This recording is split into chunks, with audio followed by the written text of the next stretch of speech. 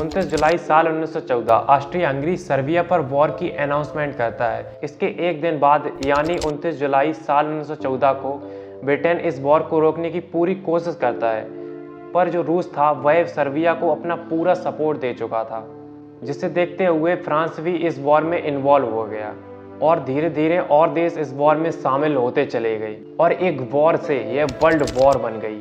दोस्तों, इतिहास में इसे ग्रेट वॉर के नाम से जाना जाता है। दोस्तों, यह वॉर 4 साल 3 महीने और 2 हफ्ते तक चली। सोचकर देखो, 4 साल। एंड इसमें आर्मी सोल्जर्स 50 लाख और सिविलियन 40 लाख से ज़्यादा मारे गए थे। सो दोस्तों, ऐसा क्या हुआ कि एक वॉर से एक वर्ल्ड वॉर बन गई और इस वॉर के होने का रीजन क्या था? सो चलिए दोस्तों, आज की वीडियो में इस चीज़ को डिटेल्स में समझेंगे। उस समय जो यूरोप था वह ऑस्ट्रिया हंगरी के नाम से जाना जाता था, क्योंकि उस टाइम पर ज़्यादातर देश मोनार्ची होते थे, यानी राजशाही। इसमें ऐसा होता था कि किंग अपने लॉस को बनाकर देश को चलाते थे। दोस्तों, वर्ल्ड वॉर में 37 देश पार्टिसिपेट हुए थे, जिनमें 2 एलायंस बनाई गई थी।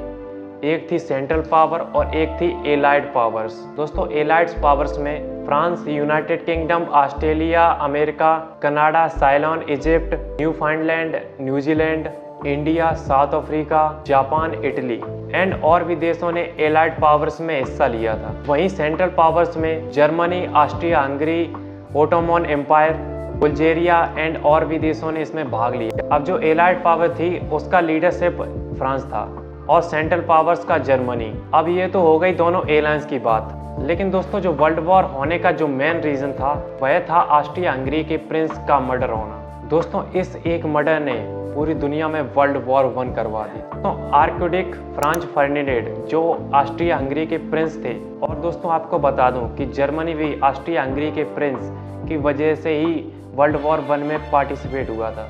बिकॉज जो जर्मनी के कैसर विल्हेम थे, जो ऑस्ट्रिया के प्रिंस थे, वो दोनों काफ़ी अच्छे दोस्त थे। अब हुआ यूं कि प्रिंस के जर्मन दोस्त ने उन्हें अपने घर पर कुछ चर्चा करने के लिए बुलाया।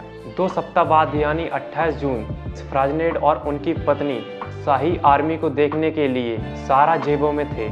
उस समय वे दोनों शहर में कार से घूम रहे होते हैं और उन्होंने अपनी कार को एक दूसरी जगह मोड़ दिया जहां प्रिंसिप खड़ा था, और मौका देखकर प्रिंसिप ने उनके ऊपर गोली चला दी और उन्हें मार दिया।